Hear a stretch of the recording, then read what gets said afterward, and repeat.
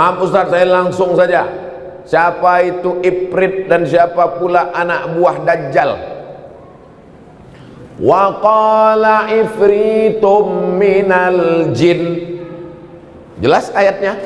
Cerita tentang Nabi Nuh, cerita tentang Nabi Sulaiman. Ifrit itu adalah minal jin, dari kalangan jin. Nama komunitasnya jin, bukan biker subuhan. Nama komunitasnya jin. Jin ini terbagi dua. Anna minnal muslimun, kami ada yang jin muslim, juz 29 surat Al-Jin. Wa minnal qasitun, kami ada yang jin kafir. Ada jin muslim, ada jin kafir. Jin muslim masuk surga, taharraw rasyada, mereka selalu mencari kebenaran. Yang jin kafir, kanu li jahannama hataba, masuk neraka jahannam. Jin Ifrit termasuk jin mana? Jin Ifrit yang ada dalam cerita Nabi Sulaiman.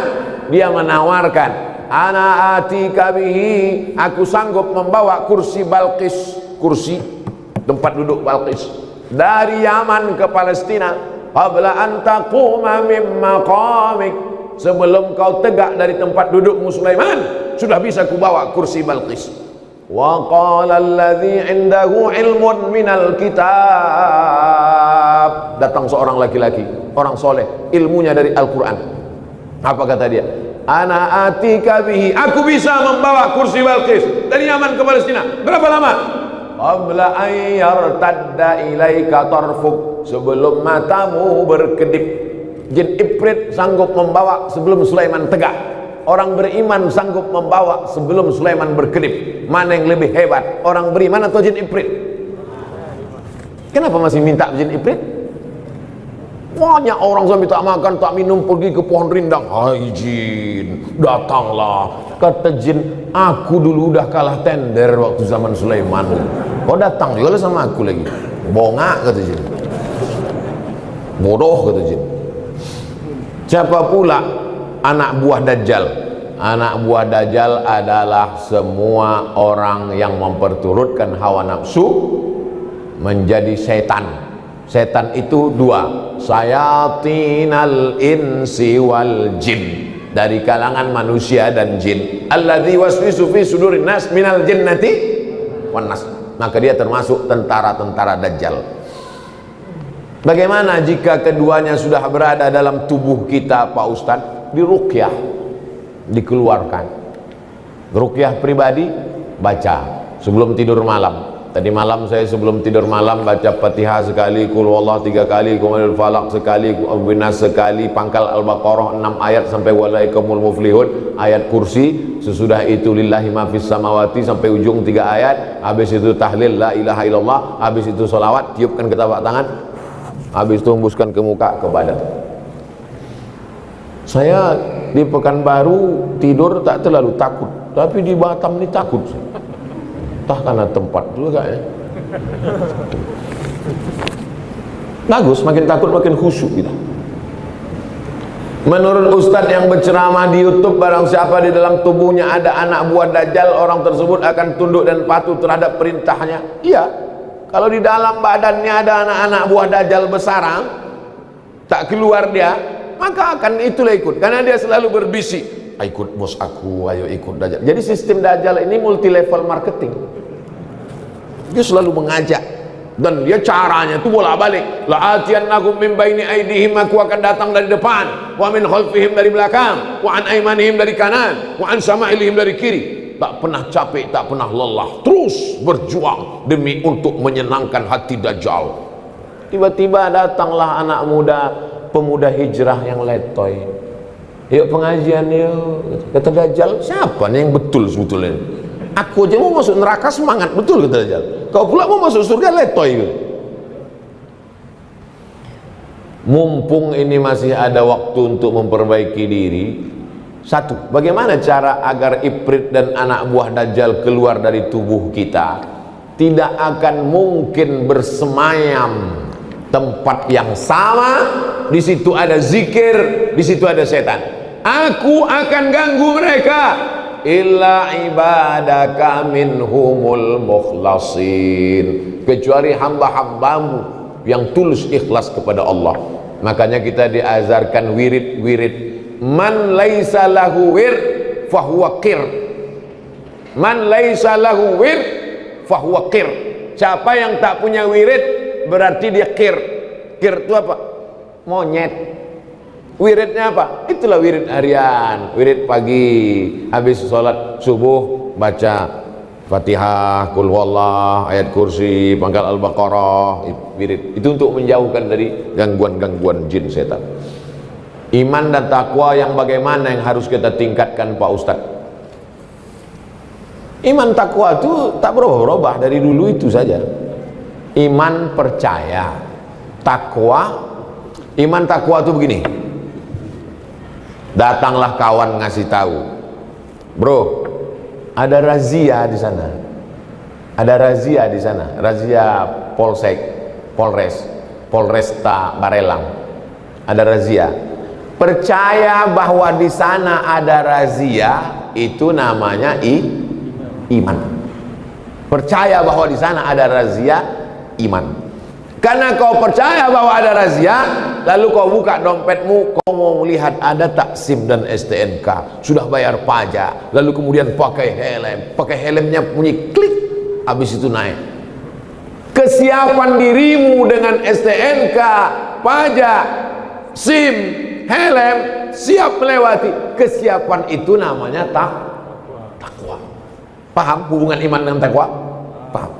Nah, sekarang ada anak muda dikasih tahu kawannya, bro, kau mau ke kampus? Iya. Ada razia di sana. Razia ya? Iya. Ah, gitu deh. Jalan aja deh.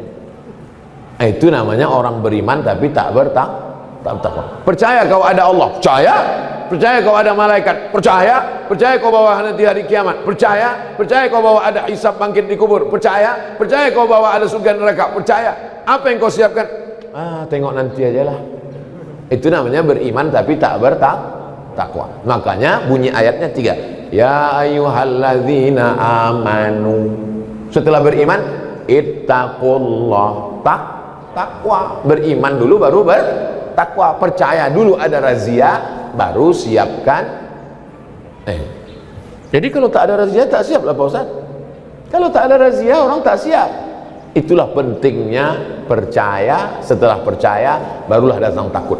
Nah, begitu saya menjelaskan ilustrasinya sesimpel. Bisa saya menjelaskan takwa menurut etimologi, takwa menurut terminologi, tapi itu nanti 2 SKS di kampus. Cuma di kampus, walaupun udah keluar dari kampus. Apa yang membuat faktor apa yang membuat penyebaran Islam itu cepat di Nusantara? Tradisi orang Melayu kalau membuka hutan, mau bertanam padi, mau bercocok tanam, itu hutan itu disemah dulu. Orang Riau tahu disemah. Disadakan sajen sesembahan untuk jembalang tanah hantu-hantu penjaga hutan. Hantu segala hantu. Tolong nanti angin ini jangan kencang supaya apinya yang terbakar ke sana. Tolong nanti maka dipotongkanlah di situ kepala kambing. Dipotong kambing lalu digali tanah, dimasukkanlah kepala kambing. Jadi kalau ulama itu dulu datang membawa parang panjang lalu mengatakan ini syirik, ini adalah haram, mungkin hari ini orang Riau tidak menyembah Allah tapi masih menyembah hantu. Karena dai-dai itu akan mati. Lalu bagaimana metode yang dipakai ulama dulu? Datanglah ulama ke Siak, lalu melihat orang Melayu masih memotong kepala kambing masuk ke dalam, ditanya, apa yang kau masukkan ke dalam tanah itu? Kata orang Melayu, aku mau masukkan kepala kambing. Oh, masukkan aja darahnya ke dalam. Terus kepala kambingnya tuh, kepala kambing kasih ke aku.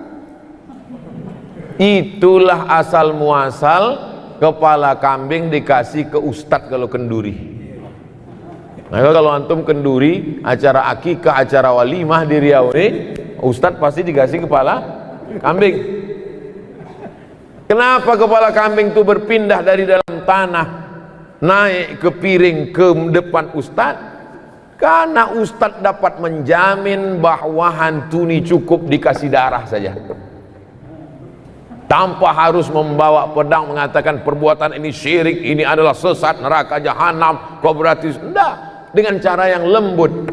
Maka apa kata Allah dalam Al-Quran? Walau kunta fazzan ghalizal qalbi, kalau kau dengan cara yang kasar, lam faddu min haulik, pastilah mereka akan meninggalkanmu. Wa qula lahu qawlan layyina, ucapkanlah kata-kata yang lembut, la'allahu yatadzakkara aw yakhsha, mudah-mudahan mereka menjadi ingat Allah dan takut kepada Allah. Itu salah satu sampel contoh di Sumatera. Bagaimana dengan di Jawa? Sunan Kudus tahu bahwa di Kudus ini orang Hindu banyak, maka dia buat menara masjidnya itu candi. Saya sampai ke Menara Kudus, saya tengok memang betul candi. Supaya apa? Supaya orang Hindu tidak merasa asing dengan bangunan itu. Akhirnya mereka datang, familiar. Mereka lihat, oh ini biasa, tempat ibadah kami pun begini. Mereka mulai intip-intip ke dalam. Mereka lihat di dalam. Mereka biasanya pakai gending, pakai gamelan. Ternyata di dalam ada juga wayangnya, dikemas cerita-cerita Nabi dan sahabat dalam bentuk wayang kulit, lalu kemudian dipukulkan gending. Maka kita mengenal ada istilah sekaten. Sekaten diambil dari syahadatain, asyhadu an la ilaha illallah wa asyhadu anna muhammadan rasulullah. Dia tahu orang Jawa suka menyanyi-nyanyi. Antum kalau di masjid di Pekanbaru itu habis azan tak ada suara, berhenti. Orang sholat qobliyah, habis itu baru iqamat. Tapi kalau antum pergi ke daerah Indragiri Hulu, ke Rokan Hulu, di daerah yang banyak orang Jawa, itu habis azan sholatullah, dapat dipastikan itu orang Jawa. Kenapa? Suka mereka menyanyi-nyanyi. Maka nyanyi-nyanyi itu dirubah, yang sebelumnya syair-syair bahasa Jawa tetap dengan bahasanya, tapi maknanya. Itulah yang mempercepat proses Islam yang pertama, dengan cara kelembutan dan local wisdom, kebijaksanaan lokal. Yang kedua, langsung pucuk kekuasaannya itu mereka genggam. Jadi kalau di Pulau Sumatera langsung sultannya itu. Nah, maka dalam teori sosiolog Abdurrahman Ibn Khaldun, ar-ra'iyah ala dini mulukihim, rakyat mengikut agama raja-rajanya. Kalau sudah raja itu sholat, sampai ke bawah sholat. Kalau sudah raja itu ke masjid, semuanya. Maka hampir semua raja-raja Melayu itu, Raja Minangkabau, Raja Aceh, Islam. Bagaimana dengan di Jawa? Begitu juga Wali Songo menempel ke raja-raja bangsawan-bangsawan Jawa. Maka kita kenallah raja-raja Demak, Masjid Demak, Sultan Demak. Mereka Islam lewat kekuasaan. Besok antum kalau masih kosong pagi, silakan pergi ke pasar bawah, bukan untuk beli karpet sama keramik, singgah ke Masjid Raya Senaplan. Ketika Sultan Siak 1723, 1724, kerajaan Siak Sri Indrapura di Siak. Lalu Sultan menelusuri sungai Siak, dia tengok ada tapak yang bagus untuk buat pemukiman baru. Berhenti di situ, dibangunlah pasar. Itulah dia namanya Pasar Senapelan. Jangan sebut pasar bawah, aslinya Pasar Senapelan. Yang pasar bawah itu untuk beli kerupuk sama keripik. Lalu kemudian dia bangun masjid. Masjid itu dibangun oleh Sultan Abdul Jalil. Sultan Abdul Jalil membangun. Tak selesai, meninggal Sultan Abdul Jalil. Dilanjutkan oleh anaknya, namanya Sultan Muhammad Ali Abdul Jalil. Sultan Abdul Jalil punya anak perempuan cantik jelita, namanya Tengku Embung. Tengku Embung yang cantik ini dinikahkan dengan seorang ulama yang datang dari Jazirah Arab, namanya Syarif Usman Shahabuddin. Hasil pernikahan Tengku Embung dengan Syarif Usman Shahabuddin, maka sejak itulah Sultan-Sultan Siak itu di awal namanya bergelar Syarif. Sultan Syarif Qasim. 3. Jalan Sultan Syarif Qasim, Universitas Islam Sultan Syarif Qasim, dan airport Sultan Syarif Qasim. Dulu antum kalau datang ke Riau, ladies and gentlemen, kita akan turun ke airport Simpang 3. Dirobahlah pada masa Presiden Abdurrahman Wahid, Kiai Haji Abdurrahman Wahid berikan kata sambutan, ini sudah tepat namanya Airport Sultan Syarif Qasim, masuk airport Simpang 3 kayak tempat becak katanya. Sultan Syarif Qasim. Artinya apa? Ulama itu langsung datang ke pucuk kekuasaan, maka dengan satu kekuasaan mudah. Jadi kalau orang memahami ceramah saya, pahamlah dia mengapa di beberapa tempat saya jadi jurkam kampanye. Paham ya? Oh, connect. Cuman kadang jamaah ini tidak secerdas saya, ini jadi masalah. Paham ya? Ceramah saya tablik akbar. Tablik akbar saya ke satu daerah, penuh lapangan sepak bola.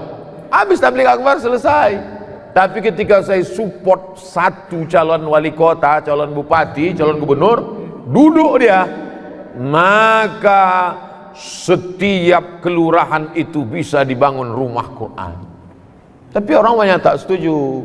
Setelah saya telusur-telusur, kok kenapa tak setuju saya mendukung paslon? Kami tak tahan Ustadz dibully. Oh, kalau kau tak tahan dibully, jangan kau baca komen. Ternyata dia tak tahan menghadapi haters. Haters itu bahasa Inggris, bahasa Arabnya syaitan.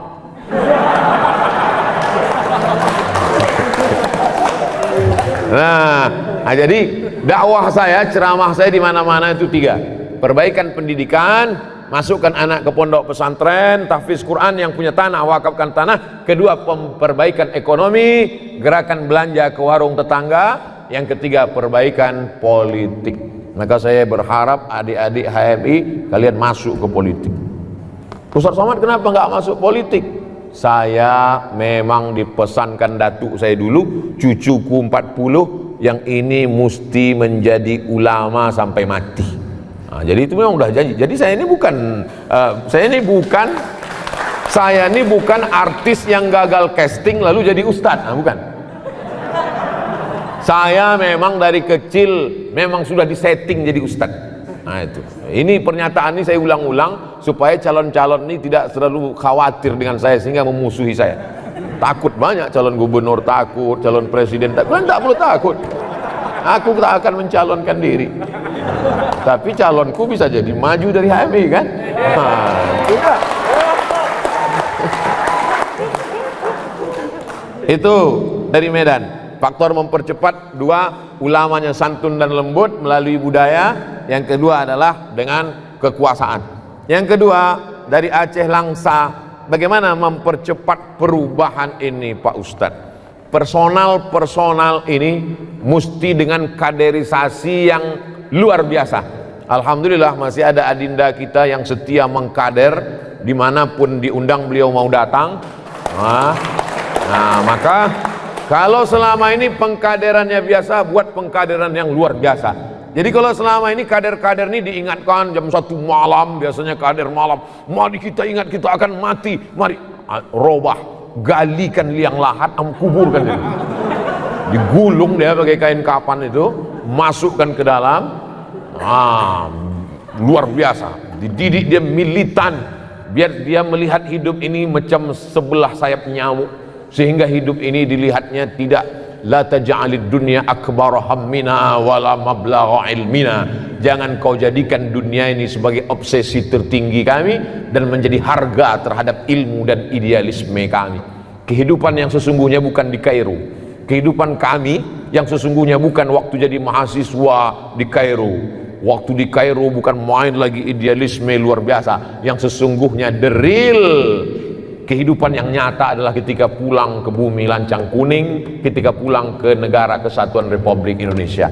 Nah, jadi adik-adik kita ini memang betul-betul dididik. Dulu saya mengusulkan supaya kampus-kampus universitas jangan lagi kalian buat KKN 2 bulan. Kalau mau buat KKN itu setahun, kirim ke suku Talang Mama di pedalaman sana. Setahun. Sehingga kalau dia fakultas pertanian, betul-betul dia bertani di dalam setahun. Nampak betul semangka itu sebesar apa bisa kau tanam.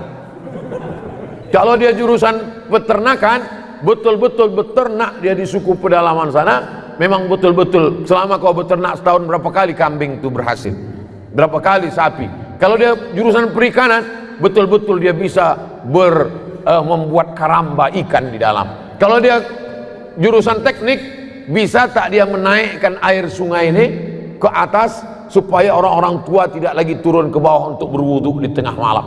Nah, jangan lagi KKN 2 bulan pergi tinggal rumah kepala desa, sore main poli, pulang bebini. Apalah kerja kalian? Jadi buatlah pengkaderan yang luar biasa. Nah, itu udah bolak-balik saya sampaikan. Tapi rektor-rektor takut melaksanakan ide saya ini. Jangankan untuk melaksanakan ide saya, ngundang saya aja takut. Maka saya heran kok berani HMI ini.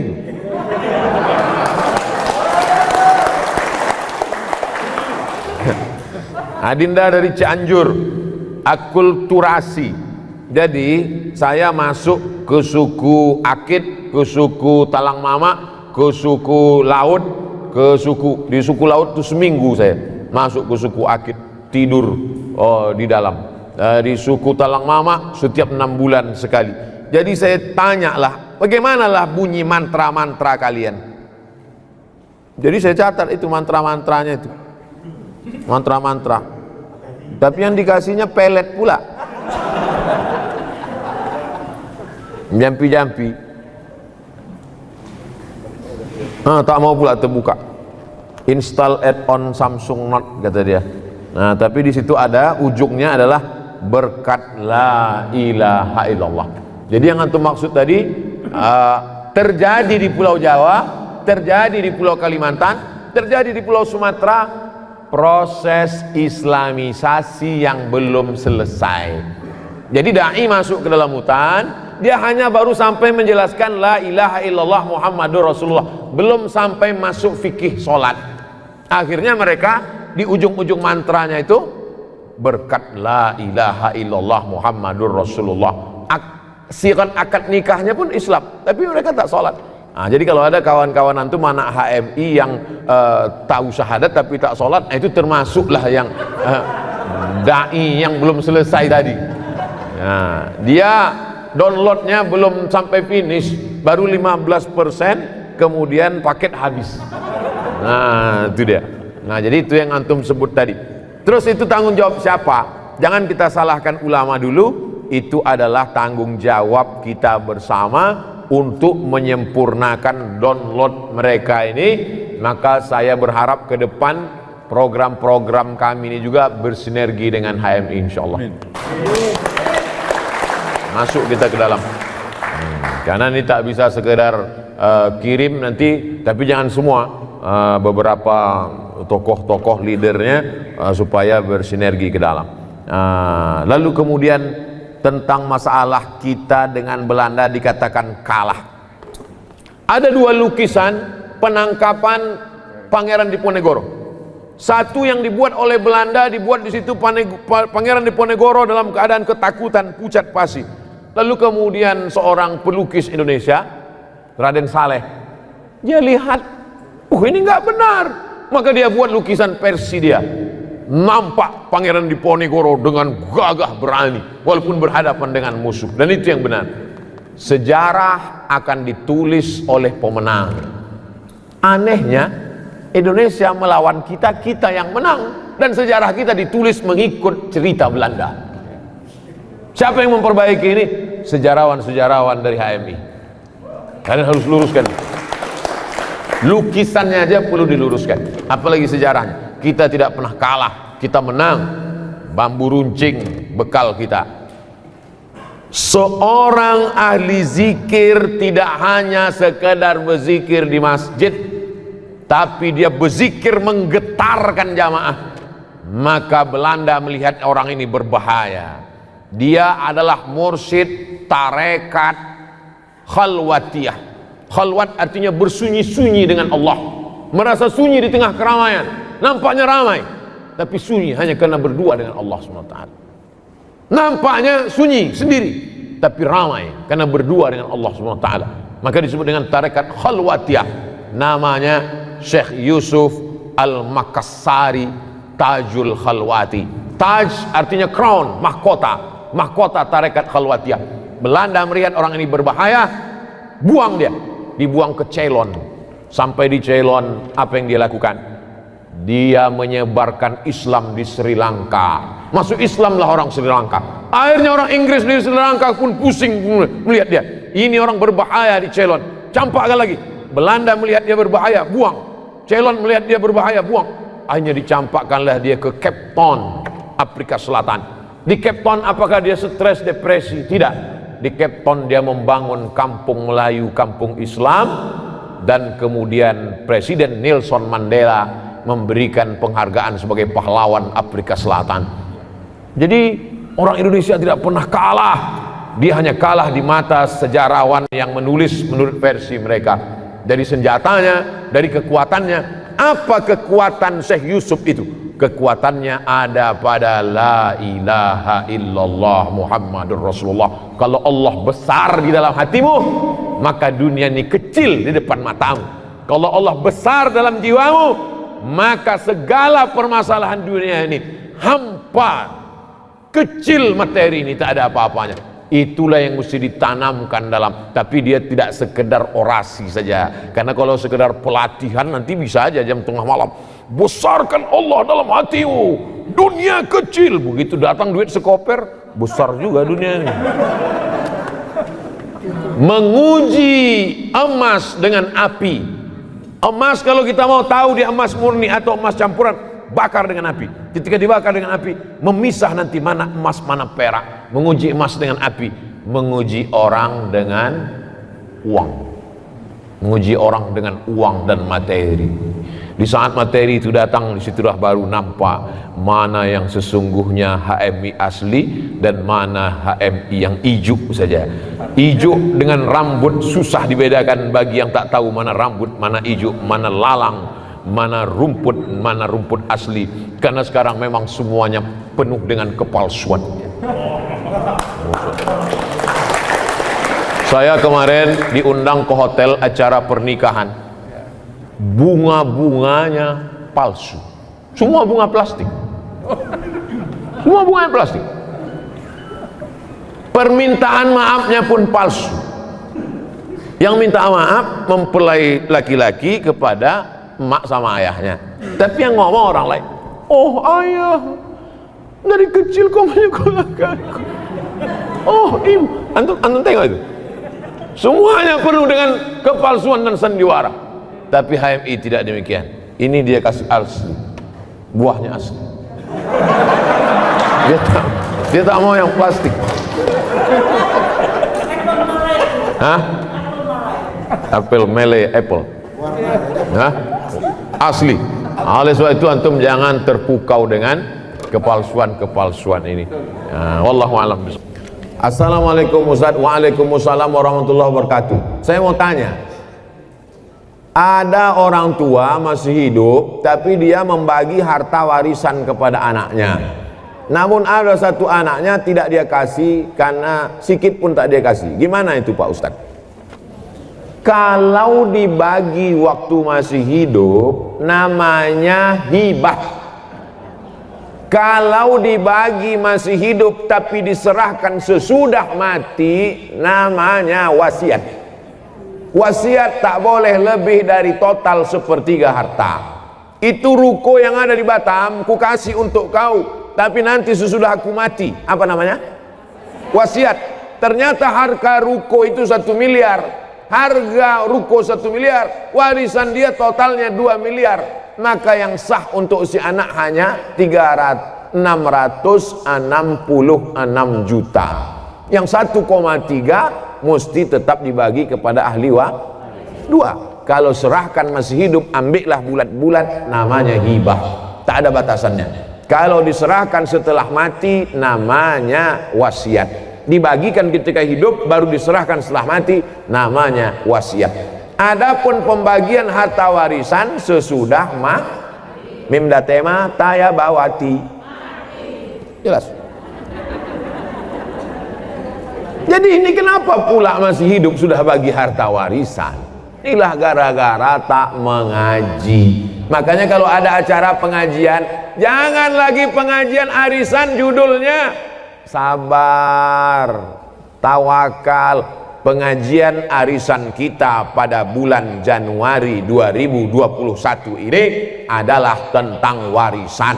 Apa itu warisan? Bagaimana pembagian warisan? Bolehkah warisan dibagi ketika hidup? Apa nama hibah? Apa itu wasiat? Supaya jangan salah kaprah. Ini banyak orang tua kalau udah cerita warisan, Bu, gimana masalah warisan? Jangan tanya warisan, aku belum mati lagi. Padahal setelah mati menyimpan warisan sama dengan bom atom, bom waktu yang akan meledak. Ini saya menduga bahwa si bapak ibu ini marah kepada anaknya yang satu ini, maka biar supaya jangan dapat dibaginya. Ini untuk kau, untuk kau. Adapun kau matilah kau tak dapat. Tak bisa. Maka kita kalau salah jangan salah dua kali. Dulu salah kita karena tak mendidik dia, dulu salah kita tak mengajar dia, sekarang dia menjadi pemabuk, pecandu narkoba. Yang salah kita atau dia?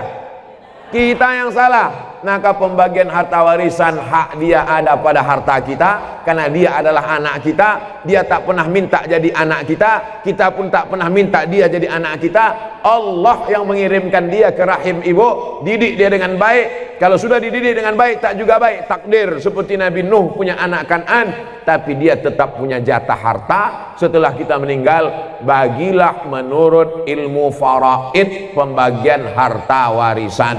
Walakum nisfu ma taraka azwajukum illam yakul lahunna walad. Kamu suami dapat setengah harta istrimu kalau tak ada anak. Fa in kana lakum waladun falahunnar rubu'u. Kalau kamu punya anak, maka istri dapat seperempat, istri dapat seperlapan. Fa in kana lahunna waladun falakumur rubu'u. Kalau ada anak, suami dapat seperempat. Kalau tak ada anak, suami dapat setengah. Istri dapat seperempat kalau tak ada anak. Kalau ada anak, istri dapat seperdelapan. Anak laki-laki, lizakari mislu hazil unsayain. Anak laki-laki dapat 2 kali bagian anak perempuan. Jadi kalau anak perempuan 25 juta, anak laki-laki 50 juta. Karena laki-laki lebih besar tanggung jawabnya. Laki-laki membiayai nikah, laki-laki mengasih nafkah, laki-laki menjadi kepala rumah tangga, laki-laki mengasih mahar. Itulah maka laki-laki diberikan kelebihan, bukan karena Islam diskriminatif. Maka jelaskan nih kepada anak cucu kita, kalau tidak nanti kita akan salah, anak cucu kita akan salah, dan dia menjadi mengalir amal salah, bukan amal ya. Assalamualaikum Ustaz. Waalaikumsalam warahmatullahi wabarakatuh. Semoga Ustaz sehat selalu serta dalam lindungan Allah, amin. Saya jualan online, tapi saya sering membuat invoice palsu pada kiriman barang ke pembeli saya di luar daerah, agar pajak keluar kota dari Batam tak besar. Pasalnya pajak Batam keluar kota itu 17,5%, berlaku untuk semua barang. Apakah saya harus tinggalkan usaha saya nih Pak Ustadz atau bagaimana? Saya takut uang yang saya dapat memperberat hisab saya nanti di akhirat. Payah saya jawabnya. Nanti saya jawab boleh, bilang orang Ustaz Somad membolehkan bohong, dan orang kantor pajak marah sama saya. Gara-gara ini berkurang pajak dari Batam, kata dia. Jadi aturan-aturan negara yang tidak ada di dalam Quran itu adalah kesepakatan ulama dan umarok. Kesepakatan la tajtami'u ummati ala dhalalatin. Umat ini tidak mungkin bersepakat untuk suatu kesesatan. Makanya kita disuruh atiullah wa atiur rasul wa ulil amri. Sama macam pakai paspor. Mana ada hadis nyuruh pakai paspor? Jadi kalau ada anak-anak muda nih, kau udah ngurus paspor. Tidak ada dalam Quran nyuruh paspor. Paspor itu bid'ah wa kullu bid'atin dhalalah. Pas mau masuk Saudi, mana bisa kau masuk? Begitu juga lah logika berpikirnya tentang masalah pajak tadi.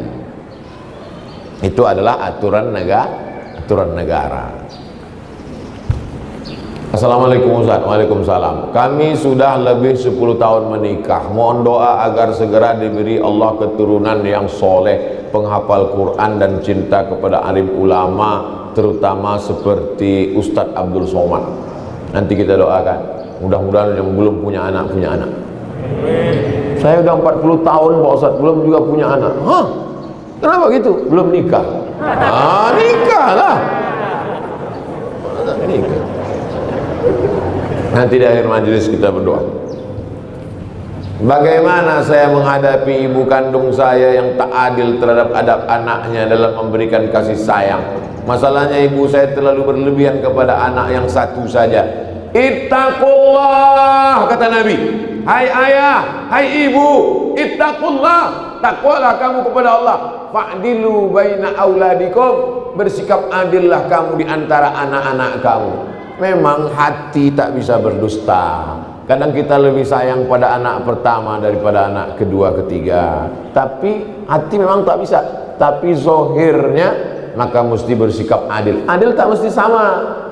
Adil tak mesti sama. Anak 3, yang satu, yang paling kecil TK karena dia lambat nomor antrian. Tak pula belikan laptop 3 dikasih laptop. Anak S1 laptop, anak 3 kasih laptop, habislah.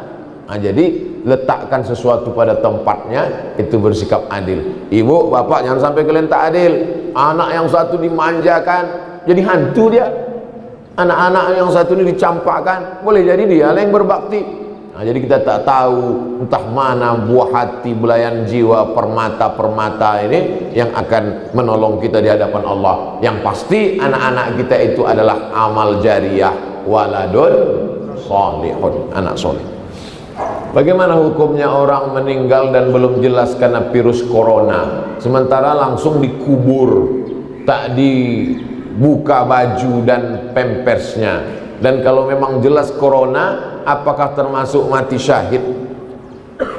Hai pegawai-pegawai, dokter-dokter, bidan-bidan di rumah sakit, kalian akan dituntut di hadapan Allah seperti aku juga akan dituntut dalam setiap ucapanku ini. Ma yalfizu min qaulin, semua cakap yang keluar dari mulutmu Abdul Somad, kau akan dituntut.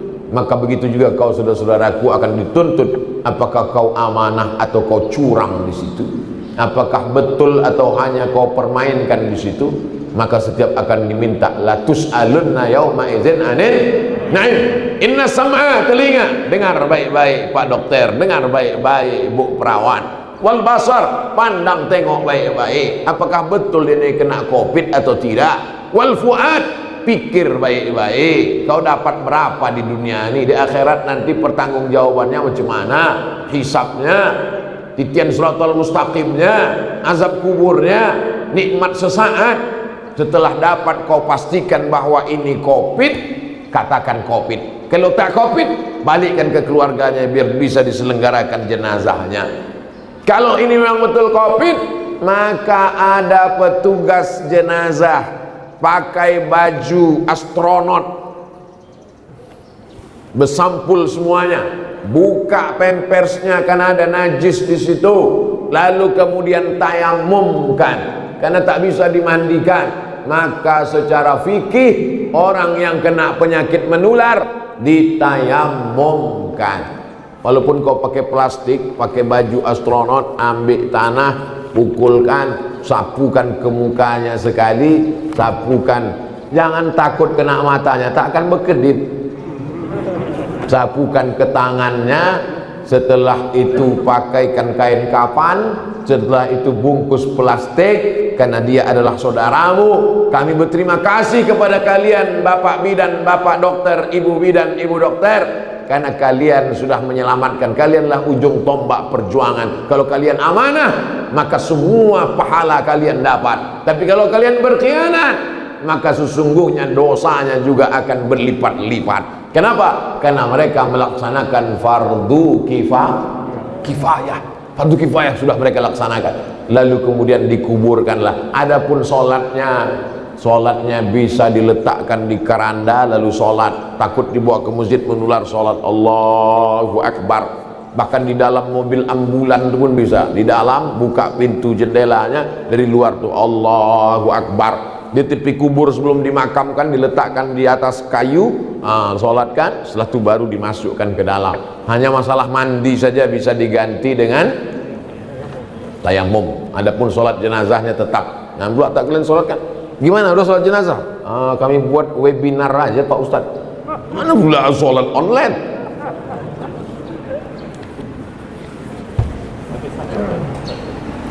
Al-mat'unu syahid, orang yang kena wabah matinya mati syahid. Tapi kalau orang mati syahid tak perlu dimandikan Pak Ustaz. Syahid yang mana guys? Syahid mati fisabilillah. Syahid itu terbagi dua. Syahid mati fisabilillah itu yang tak dimandikan, dikuburkan dengan bekas-bekas lukanya. Contohnya mana? Sayyidina Hamzah. Sayyidina Hamzah itu dikuburkan dengan luka-lukanya karena nanti mereka bangkit di padang mahsyar akan jadi saksi itu. Luka-lukanya itu jadi saksi di hadapan Allah. Adapun yang mati syahid, orang tenggelam mati syahid, orang kebakaran mati syahid, melahirkan anak mati syahid, orang yang mencari nafkah kena musibah, orang yang sakit perut mati syahid. Kalau pergi mencari nafkah, pergi karena lillah ta'ala. Adapun orang yang pergi selingkuh, tak pula mati syahid. Mati syahid yang jenis kedua ini tetap dimandikan, tak bisa dimandikan, kafankan. Jadi jangan artikan orang kena dia tak lagi kami mandikan, kenapa? Karena mati syahid. Ini adalah kebodohan yang terstruktur. Bukan syahid itu yang tak dimandikan itu. Dari Habibuddin Batubara, saya seorang kakek, datuk kakek usia 70 tahun. Solat saya banyak tinggal. Bagaimana saya menghitung solat yang qadha itu? Dihitung aja datuk, berapa yang tinggal dulu di qadha sekarang semampunya. Tak bisa tegak berdiri, duduk. Usolli fardhu zuhri arba'a raka'atin qadha'an. Qadha habis zuhur, habis asar gitu juga. Usolli fardhu asri arba'a raka'atin qadha'an. Dia agak-agak berapa lama tinggal, selama itu pula lah qadha'nya. Kalau tinggal 10 tahun, dia qadha 10. Tak sampai 10 tahun meninggal dunia, diampunkan Allah. La yukallifullahu nafsan illa usaha. Adapun yang muda-muda, kalian anak muda, jangan kalian tinggalkan sholat. Hisab tadi ada kita bahas hisab. Inna awwala ma yuhasabu bil abdu yaumal qiyamah. Yang pertama kali dihisab pada hari kiamat, salatu. Pertama kali dihisab nanti pada hari kiamat adalah salat. Idza salahat salahal amalu kulluh. Kalau salatnya baik, amal yang lain jadi baik. Idza fasadat fasadal amalu kulluh. Kalau salatnya rusak, yang lain jadi rusak. As-salatu imaduddin. Tiang. Salat adalah tiang. Kenapa kubahnya bisa menempel, kenapa dindingnya bisa kokoh? Karena tiang. Kalau tiang rusak, maka hancurlah rusak. Jaga sholat, bukan somat. Apakah kalau lagi haid boleh baca Quran melalui aplikasi di handphone? Orang yang sedang menstruasi, maaf, beribu maaf, tak boleh megang Quran, tak boleh bawa Quran, tak boleh baca Quran, tak boleh masuk masjid, tak boleh sholat, tak boleh tawaf, tak boleh puasa. 7 menurut fikih Islam wa adillatuh Syekh Wahbah Zuhaili. Tak boleh megang Quran, tak boleh bawa Quran, tak boleh baca Quran, tak boleh masuk masjid, tak boleh sholat, tak boleh tawaf, tak boleh puasa. Itu mazhab yang saya pakai. Lalu Pak Ustadz, kalau baca Quran melalui aplikasi, membaca Quran bagi perempuan yang haid boleh dengan dua catatan pengecualian. Pertama, dia hafal Quran. Orang hafal Quran paling tidak mengulangi hafalannya satu hari 2 juz. Kalau tak diulangi 2 juz hilang. Maka ibu yang punya anak hafal Quran, berarti satu hari 2 juz mengalir pahala untuk ibu, baik hidup maupun mati. Lalu kemudian 1 bulan 2 kali khatam, setahun 24 kali khatam. Beruntungnya punya anak hafal Quran. Mudah-mudahan anak kita hafal Quran. Hafal Quran anak gadis kita, dia mengulang satu hari 2 juz, dia boleh mengulang an zahri qalbin, dalam hati. Maka nanti kalau ibu nampak ada anak ibu, diam aja. Itu dia sedang ngulang hafalan. Kalau dia hafal Quran. Kalau tak hafal, tak tahulah kenapa dia.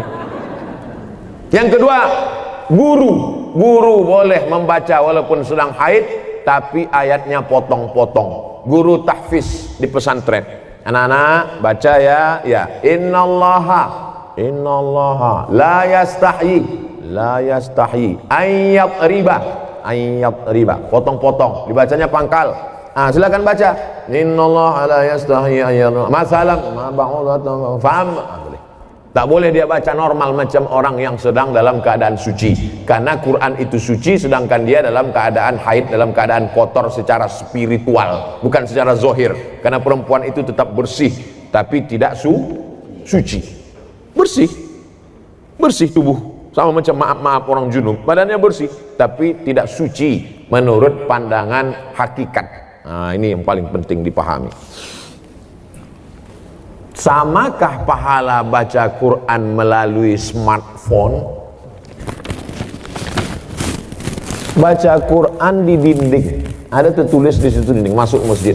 Ya ayyuhalladzina amanu taqullaha wal tanzur nafsum ma qaddamat lighad. Baca Quran di dinding. Yang satu lagi baca Quran di handphone. Kutiba alaikumul qitalu fil qatla al-hurru bil hurri wal 'abdu bil 'abdi wal unsa bil unsa. Yang satu lagi melihat mushaf Al-Quran. Ya ayyuhalladzina amanu ista'inu bis sabri was salah. Melihat mushaf, melihat handphone, melihat dinding. Pahalanya bukan dilihat kau baca Quran dari mana, tapi yang dilihat adalah lafaz di mulut dan di hati. Mulut fasih, tahsin, tajwid, hati ikhlas. Walaupun kau baca di pelepah kurma.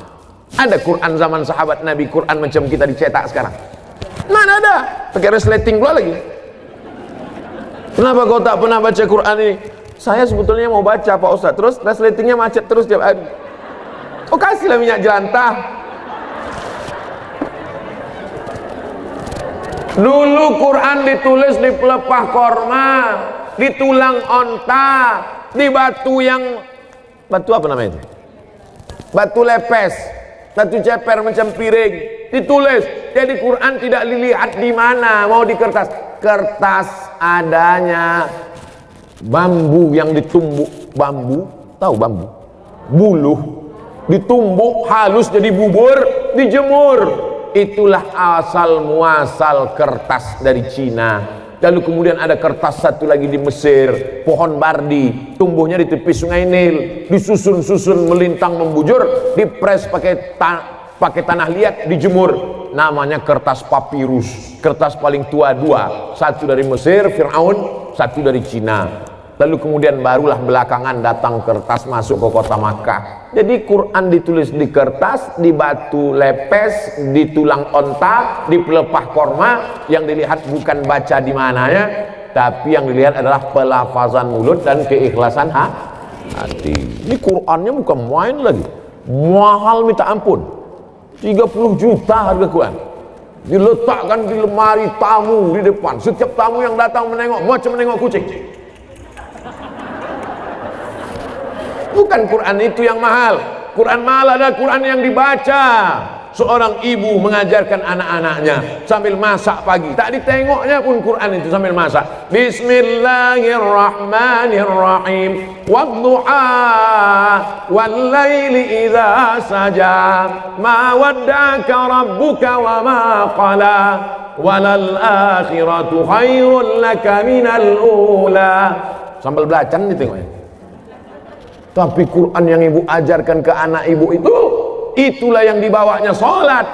Usahakan ibu yang membacakan Al-Fatihah ke anak ibu. Supaya apa? 17 kali sehari pahalanya mengalir ke ibu. Ibu yang membacakan Fatihah ke dia. Yang belum membacakan, balik dari sini nanti, bacakan. Yang balik sekarang, nanti habis acaranya. Nak, baca Fatihah nak. Bismillahirrahmanirrahim. Itu hanya kurang halus sedikit. Bismillahirrahmanirrahim. Alhamdulillahi rabbil alamin. Rohnya kurang tebal sedikit. Luruskan bacaannya.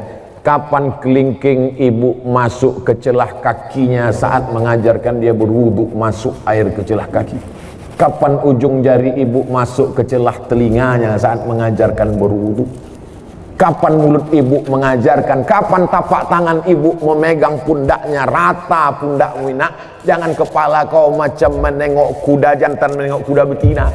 Jangan kepala kau ni menunduk macam menengok rumput, rata nak. Kelak kita semua inilah yang akan dia kenang. Al-madrasatul ula. Ibu adalah sekolahnya yang pertama. Alhamdulillah ibu amalkan, pahalanya mengalir ke ibu, mengalir pula ke saya. Tapi pahala ibu tak berkurang. Ibu tetap dapat 100, saya 120.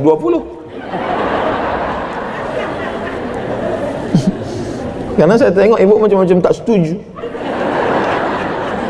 Assalamualaikum Pak Ustaz. Waalaikumsalam warahmatullahi wabarakatuh. Apakah seorang istri berdosa bila menolak diajak hubungan jarak jauh? Karena semenjak pandemi kita tak bisa berkumpul. Macam mana hubungan jarak jauh?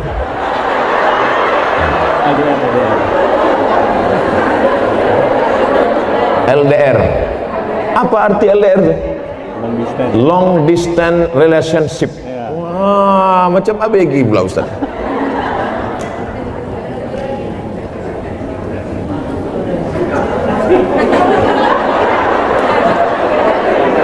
Wa'ashiruhunna bil ma'ruf.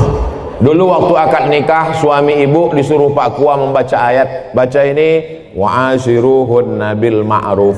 Berhubungan baiklah kamu dengan dia dengan cara ma'ruf. Ma'ruf diambil dari kata urf. Urf artinya baik menurut syariat Islam, menurut Quran, menurut sunnah, menurut kebiasaan. Maka selama tidak bertentangan dengan Quran, dengan sunnah, menurut kebiasaan, maka hubungan itu ma'ruf. Hubungan itu baik. Tapi kalau bertentangan maka tidak baik. Baik dan tak baik standarnya bukan akal. Baik dan tak baik itu dalam Islam standarnya adalah Quran dan sunnah Rasulullah Sallallahu Alaihi Wasallam. Saya mau tanya apa hukumnya menikah dengan wali tapi bukan dari ayah, abang atau adik laki-laki? Lalu dengan apa kau nikah? La nikaha, tidak sah nikah illa biwaliin, kecuali dengan wali. Wali itu siapa? Ayah, tak ada ayah. Datuk, tak ada datuk. Abang, tak ada abang. Adik laki-laki, tak ada adik laki-laki. Abang ayah laki-laki, tak ada abang ayah laki-laki. Adik ayah laki-laki, tak ada adik ayah laki-laki. Punya abang ayah tu punya anak laki-laki. Sampai begitu perwalian itu ada orang. Tapi insya Allah yang 6 itu adalah, kecuali dia disapu angin puting beliung hilang semua.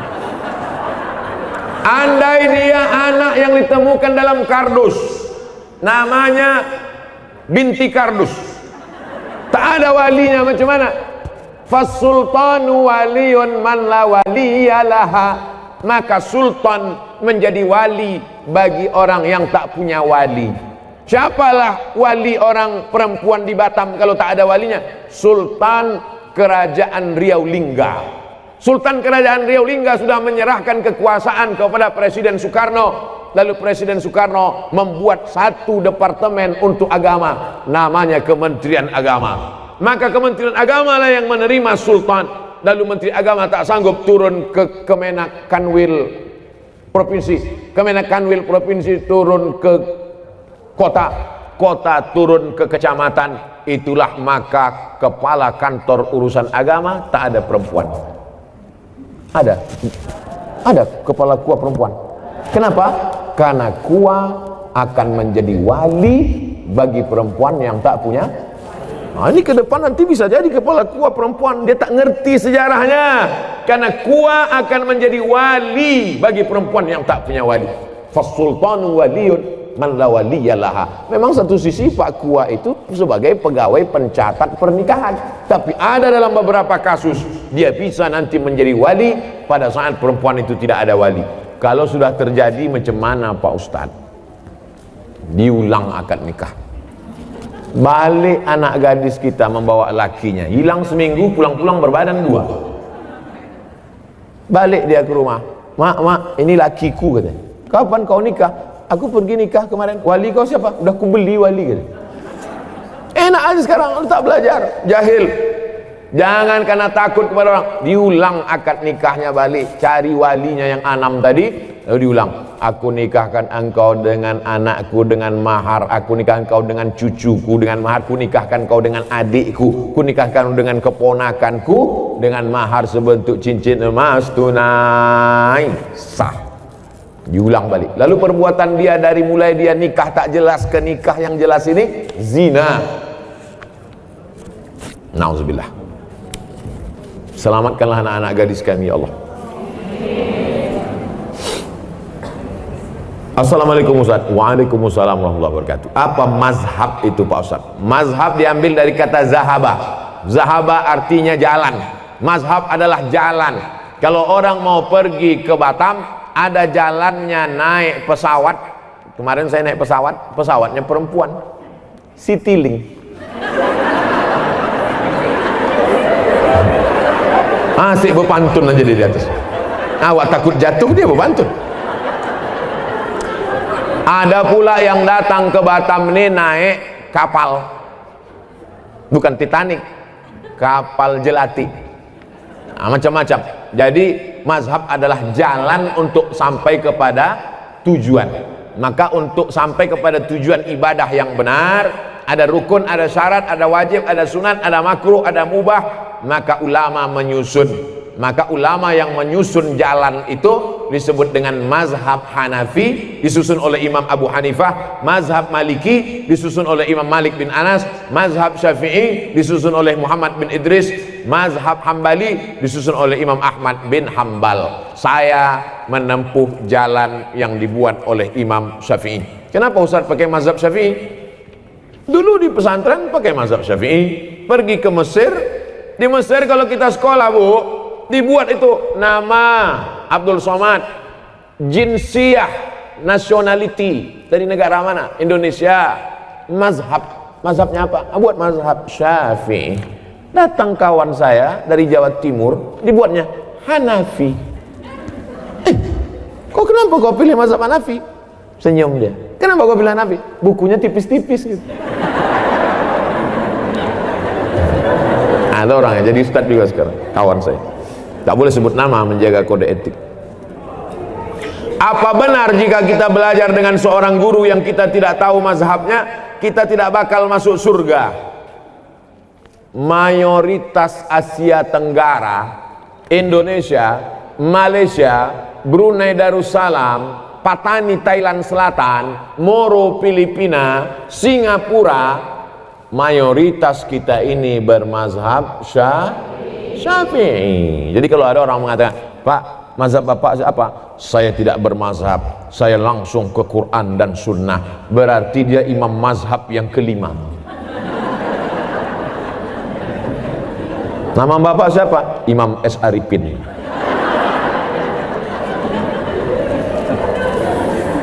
Bermazhab sebetulnya dia.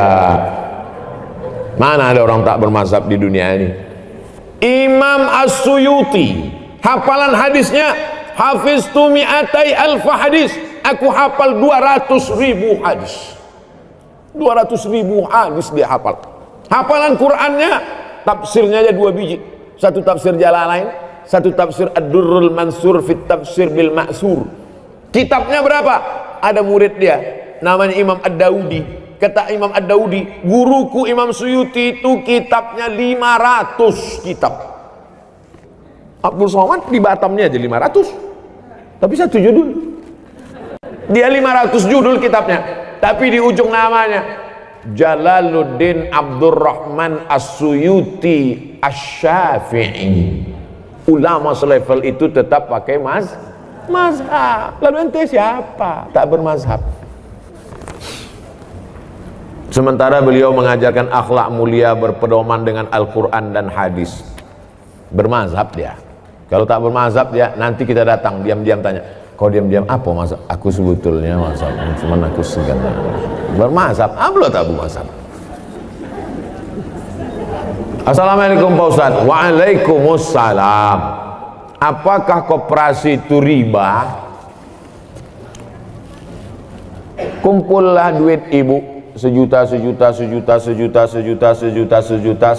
orang berarti 100 juta, terkumpullah duit 100 juta. Lalu kemudian ditanya kepada masyarakat, siapa yang mau bisnis silakan minjam uang kemari. Akhirnya minjam uang lah orang ramai-ramai. Minjam 10 juta bayar 12, minjam 100 bayar 120, minjam 20 bayar 24. Bunganya selama setahun dikumpul dibagi kepada seluruh bunga dari simpanan wajib, maka transaksinya semuanya adalah uang dengan uang riba. Pinjam uang bayar uang, kembali uang riba. La ta'kulur riba ad'afan mudha'afah. Lalu bagaimana dengan BMT Pak Ustadz? Baitul Mal wat Tamwil. Ibu masih konsen? Yang tak konsen gerakkan kepala ke kanan, ke kiri, ke atas, ke bawah, bukakan mulut.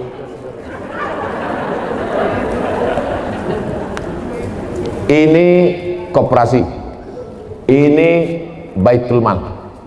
Udah jelas? Koperasi Baitul Mal, koperasi Baitul Mal. Datanglah saya ke koperasi. Assalamualaikum koperasi, selamat siang.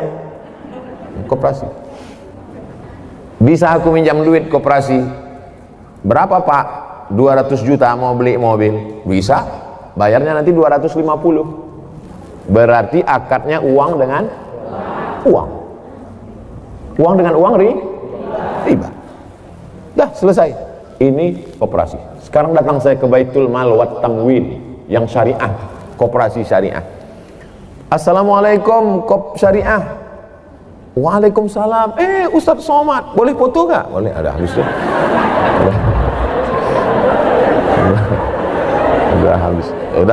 Udah habis basa-basi cerita. Apa tujuan nih Pak Ustadz? Apa tujuan Pak Ustadz? Saya mau beli mobil. Berapa harganya Pak Ustadz? 200 juta. Bisa tak minjam duit? Mohon maaf Pak Ustadz, minjam duit tak bisa. Walaupun kita udah foto, tak bisa. Jadi macam mana? Datanglah Baitul Mal wal Tamwil. Di mana mobilnya Pak Ustadz? Mobilnya ada di dekat Masjid Agung. Pergilah orang BMT ini membeli mobil itu. Dibelinya lah mobil itu secara cash. Setelah dibelinya mobil itu secara cash, dijualnya kepada saya secara cicil. Maka akad saya dengan BMT uang dengan mobil, uang dengan uang riba, uang dengan barang. Bisa buka handphonenya semua? Silakan buka. Setelah buka handphone, buka Google. Sudah? Setelah buka Google, tulis di situ SOMADMOROCCO. Sudah? Saya ulang sekali lagi. Sudah buka Google? SOMADMOROCCO. Sudah? Spasi. Sudah spasi? Kredit. KREDIT. Kredit. Enter. Sudah? Langsung posting yang paling atas, Somad Maroko Blogspot Kredit, langsung postingkan ke Facebook, share ke kawan-kawan. Sudah? Tak tahu cara men-share? Nah, sekarang gua ajari.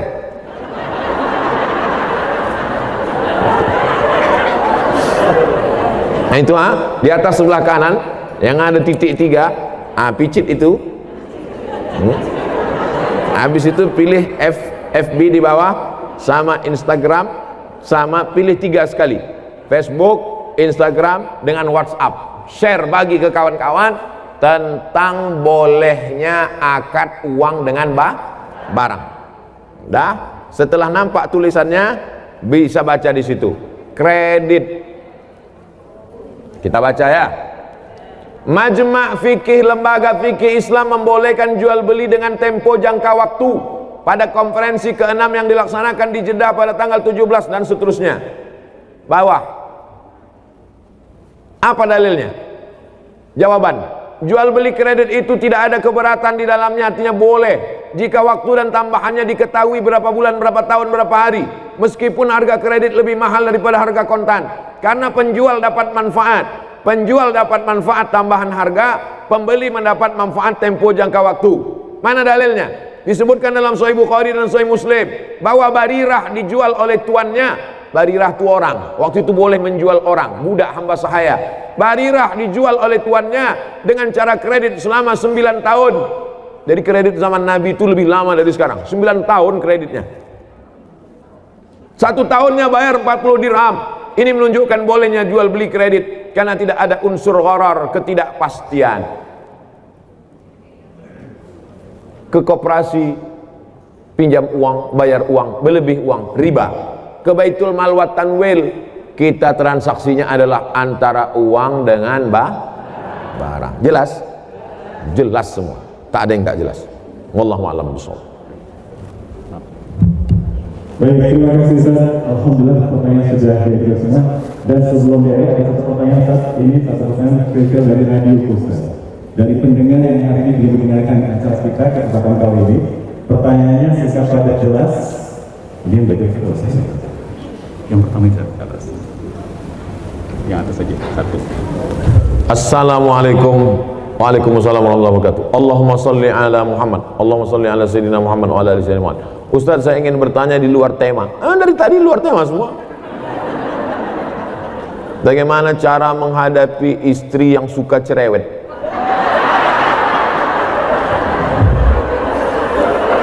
Jadi ibu dengarkan baik-baik ya. Saya jumpa dengan Habib Ali Ba'agil. Kata Habib nih cerita, ada di Yaman itu sumur tua. Jadi di sumur ini ada jin. Di dalam sumur ini ada jin. Suatu hari menimba airlah ibu-ibu, menimba air, rupanya timba ini terlalu berat. Ibu ini pula orangnya slim, akhirnya tertarik timba itu, jatuh dia ke dalam, masuk dia ke dalam sumur itu.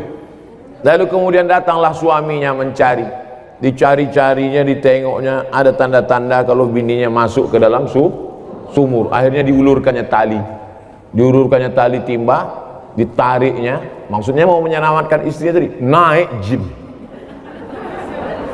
jin itu atas. Akulah penghuni sumur ini. Ditanya sama suami tadi, kenapa kau naik? Aku tak tahan direpeti bini kau di dalamnya. Kau tahan kali. Aku baru 2 menit udah pokat telingaku dalamnya. Jadi rupanya jin-jin itu pun tak tahan juga. Itu sanadnya dari Habib Ali Ba'agil. Dia cerita ke saya tak tahu dah cerita itu dari mana. Kalau mau tahu tanyalah ke dia. Jadi kalau ada perempuan-perempuan ini repetnya itu ada 2, repet positif dan repet negatif. Jadi kalau ibu-ibu masih merepet, kenapa abang pulang terlambat, abang pulang pergi sama siapa, jalan sama siapa, itu positif apa negatif? Dia mau menyelamatkan bapak supaya jangan habis waktu nongkrong di kedai kopi. Dia mau menyelamatkan supaya duit tak habis sama kawan-kawan sehingga tak bisa membayar anak sekolah. Dia ingin supaya bapak ngedirepetnya, abang kenapa tak sembahyang, nanti abang kalau tak sembahyang ku campakkan ke sungai. Tak akan sampai hatinya. Dia baik. Kedua, dia merepet itu ada sebabnya. Betul?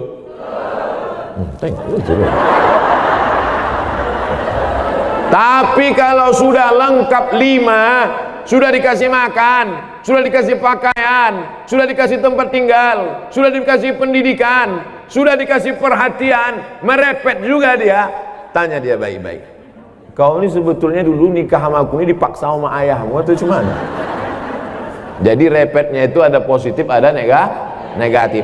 Selama ibu masih merepet dengan anak ibu, kau pergi kemana sama siapa, jalan pulang jam berapa, kenapa jilbabmu tak panjang, kenapa rokmu pendek, kenapa ini koyak, kenapa pinggangmu kau ikat pakai tali jemuran, kenapa?